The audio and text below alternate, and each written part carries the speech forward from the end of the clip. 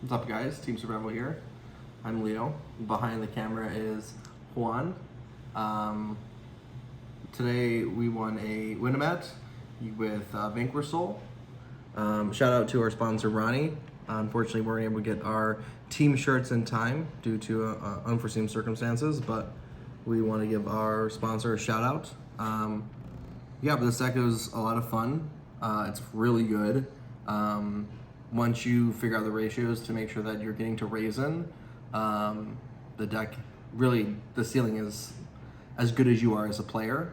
My matchups today, I beat the new Ground Xeno Dinosaur.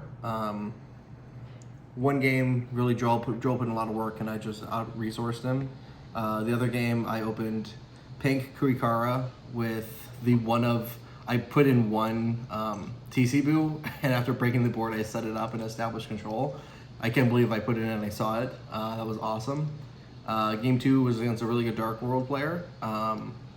It was a grind. The deck just keeps playing, but we were able to outmaneuver our opponent.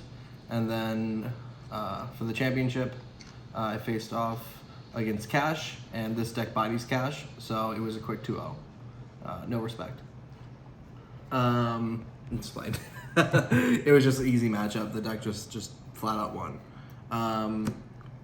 So to start off, let's go over the core of the deck: 3 Rosin, 3 Mad Love, the Solo Pantera with 3 Borger, and 2 of the Caesar Valius. I don't play Pluton. It's okay if you want to play 1. It's nice to be able to search the fire so that you get this untargeting pop live. But Pluton really doesn't achieve much, and I'd rather play more impactful cards and have better fires to play in the deck. Even though they're not searchable, you're more than likely going to have them in the hand. This does come up. It's a pretty good extender, actually, but the pop effect is really, really nice on the back row. Rosin, Mad Love, very easy to resolve their bounce and pop effects. Borger Draw, you're going to be basically doing Heat Soul without paying the life points, and also the burn. Won me one of my matchups today and made sure that I had lethal on board, which is really sick. Also, if you make Borger for draw and then for whatever reason another one's out, you can do the burn effect also for a different copy, or if you summon in a different way, so it will be treated as a new copy of the card. So Caesar Valley is fantastic. Obviously, you can see the attributes. Once you understand the deck, it takes you a lot further. This is a very hard deck to pilot, and so you have to put the time in with the deck. I picked this up literally a week ago, and today everything really clicked, and I was going ham. I was just bounce this effect here. It was just crazy. Everyone's like, dude, that deck looks crazy to pilot. I'm like, yeah, it is. It's really rewarding to pilot though. I only play 2 Fenrir. The reason being is it does sometimes would cause you to brick. If you see this and not engine. I love it that it's an earth that I can search, and it's a great small world bridge. It's good for control. You could totally put a 3rd copy in. I only wanted to play 2 because I play quite a few 2-ofs. I play 2 Parallel Exceed. This deck, his main play is making Rock the Vanquisher, and one of our worst matchups is Branded, in my opinion. And I'll get into why I'm playing this in a little bit, but it's great for breaking boards if you end up having to lose a die roll and you need to make Exciton Knight. It's super, super quick to get into. And there's a really nice card that we can make to put another interruption on the board for free. So a lot of your starting hands will actually be, if you see these together with Rosin, it's crazy what you can actually put out there, the amount of interruption. So I went with 2 and 2, another great small world bridge. It's really unique, especially with the side deck cards, what these cards can actually get you to. Small World is just an incredible card. It's as strong as Prosperity. Another 2 of 2 Droll. I was seeing too much of this. Putting it down to 2 was fantastic. You see it enough, and it's still a relevant card, but it doesn't just body the matchups like it did last format. You can Small World Bridge just to do a lot of funny things. Funny enough, this is actually wind, and look at its level. I think you can figure it out from there. 2 Bell. This is a really powerful card. When it hits really hard. It's actually great for the mirror match. Another great body for Small World Bridge, and it's an earth, which is why it's really important. If you wanted to play 3, you could, but you got to make sure that your reasoning for it is pretty legit. Then 1 Druid's Worm, 2 Magnavox. This package is kind of mandatory. So our hand trap lineup is really about simplifying the game state or slowing them down enough. My favorite play, and Juan and I talked extensively about this, and we really built the deck together, and he kind of pushed me to make the decisions and things that I was sometimes hesitant to do. And so one of my favorite plays is Mad Love End Phase to banish a card in grave, search Druid's Worm. I have this in hand. Making this into Chaos Angel is absolutely disgusting. You get the send and the banish. It's so good. It was dominating all day. It's one of the best tools of removal for the deck, and it's something you have to play. Bestials are just really, really strong. And you can even do it with Magnum, but you just don't get the send. Which, you know, it is what it is if you don't get that send. 3 Ash Blossom, it's fire. It's a super good card. I'm not gonna, yeah, we can move on.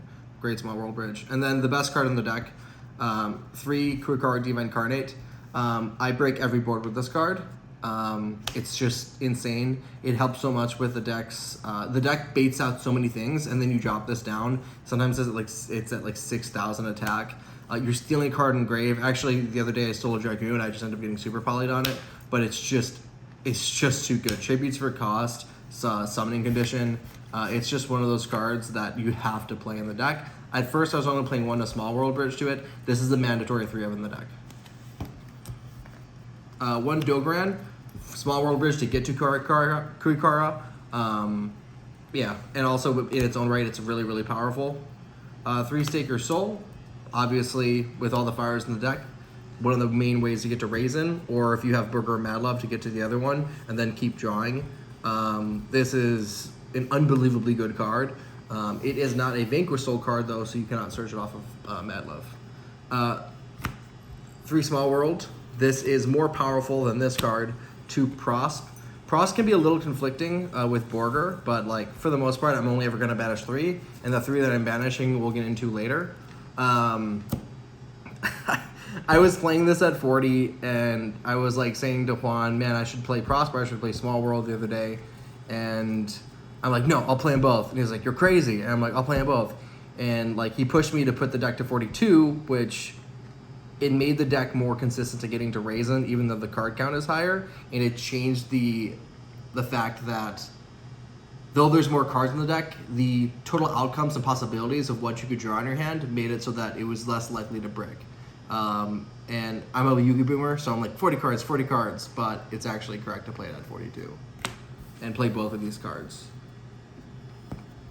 1 Rhoda with 2 of the Continue and the 1 Dust Devil. I was playing 1 of this and I kept suffering because of it. 2 is I'm pretty sure it's correct. Trust me, this comes up so much. It's one of your best grind cards. Dust Devil's a really nice card. I rarely actually search it going first unless I'm already there with Continue.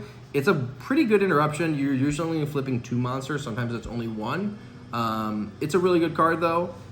Definitely not going to cut it. But Continue to bring back the Ryzen and search and stack your hand and get that pop. So you'll have a monster in, let's just put it in this zone. You'll summon Rouse into this zone to the other extra monster zone if you're gonna do that in draw phase. And it's super important sometimes to do Continue in draw phase. And I can get into more of the reason of that later.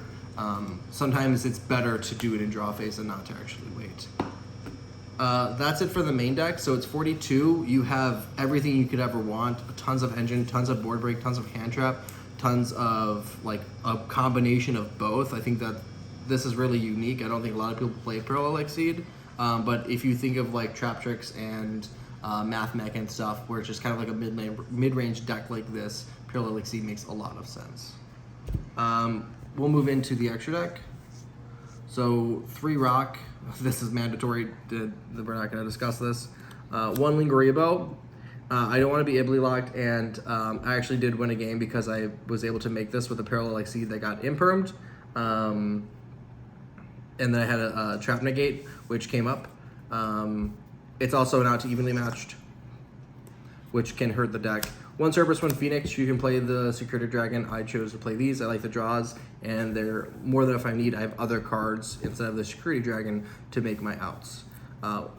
That is a Pharaoh's Rare, thanks to Juan. For my birthday, that's what he got me. and it is just an unbelievably beautiful card. This is a really cool card to make.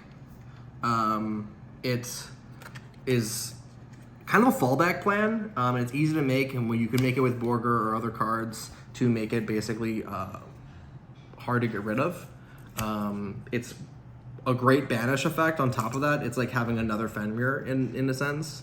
Yeah, it's a really, really powerful card and one of our best utility tools. When it comes up, it's super relevant.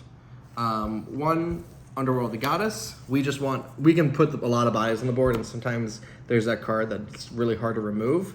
And this deck has bounces, pops, banishes, but sometimes you just can't get rid of that monster. That's what this is here for. Chaos Angel, I can't say enough about how relative this card is for the deck and how strong it is for that combo. It's 3,500 attack, can't be destroyed by battle. If you have this out with Rock, they have to attack this. As long as you have another Vanquish Soul monster, it says as long as you control a Vanquish Soul monster, your opponent has to attack your highest attack position monster. I could not tell you how many times people tried to attack this. I'm like, you can't. And they're like, what? I'm like, yeah, the Link monster, read it. And they would be like, oh, wow. And they would play incorrectly because they didn't understand that they couldn't just beat over my other stuff. They had to beat over a big card, and most of the time, it was actually my Valius, and they're like, wow, that's crazy. And what happens, and I kind of learned this today, is if they do declare the attack and it's wrong, then it was a legal play, and so it just goes back to they're not forced to then attack a different monster. It just repairs the game state, I guess. Ptolemaeus, Diamond, and Pleiades. So this is the goo. Ptolemaeus, you're like, oh, how does this work? End phase, Ptolemaeus can equip the Diamond and then chain his effect, attaching 3, so Diamond and the 2 Parallax Seed, to put a Pleiades on the field, so you have another interruption. Or if you know your matchup, you'll go on ahead and just go Diamond on top in main phase 2, and it cooks Branded.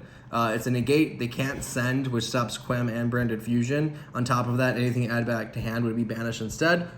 So opening the other spell, it's just not going to fucking happen. This could hurt you if you try to go for this effect to recycle, but if you're making this, that's not happening, and you're making it for a reason, you're going to win the game. This is super important and relative, and I would tell you, all of you, to play this package.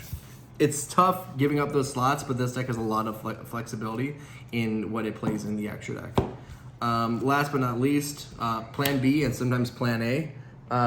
With Parallel Exceed, you can put this out, and when you know it's really good, it's insane. It will slow almost any opponent down. And then also just turning into attack position after detaching 1, attacking and then making that Zeus is really nice. Then the Exiton, Parallel Exceed, again, card goes burr, and then you attack and slap this down, so you have another form of board wipe. These packages are really, really clean and crisp, and you have everything you need really to handle any situation. I side in the Steel Storm Roach. This is for the cash matchup. With Parallel Exceed, it's just, this deck really bodies cash, and so I want to win more. I just want to win more. Whatever, I want to win more. It's a really, really good generic card. I wouldn't just like play this in the extra deck and then make it generically though. Like you don't know what you're gonna hit if it's gonna be live versus a deck. You could play it if you didn't want to play one of the other cards like BLS, but I chose to side it.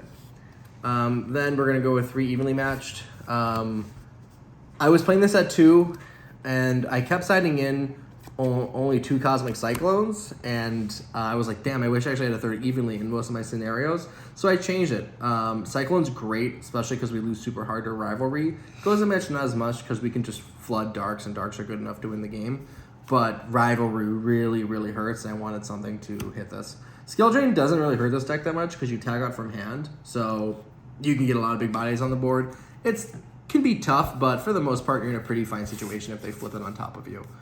Evenly matched was super, super strong, especially if they leave a token on the board with Draco Sack. 1 Pinkertops for more back row hate, and it also bodies the cash matchup. Summon this against your cash player. It's super, super strong. It puts a lot of pressure on your opponents. It's arguably better than Fenrir. 2600 is nothing to scoff at. It's a great small world target. The card's just really great right now. It's, in my opinion, just a better form of Cosmic Cyclone. Then I had to play this at 3 in the side.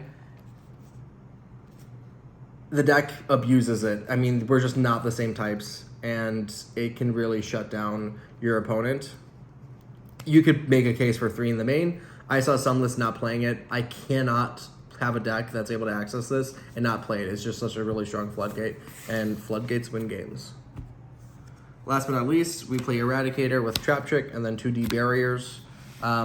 This could also be Full Force Survivors. This could be not anti-spell because you couldn't grab it off the Trap Trick. Essentially, Trap Trick means you're playing 3 copies of this, you're playing 3 copies of this. So it's, instead of playing 3 and 3, you're able to save an extra deck slot so that we can play a card like the Roach, and it's exactly the same thing. If you played Imperm also, then you could Trap Trick to grab the Imperm. I opted not to play Imperm, and I also cut Veiler. Veiler was a good small world bridge and a light to banish with my Druid's Aurora Magnumit, but at the end of the day, I decided to go with more impactful cards.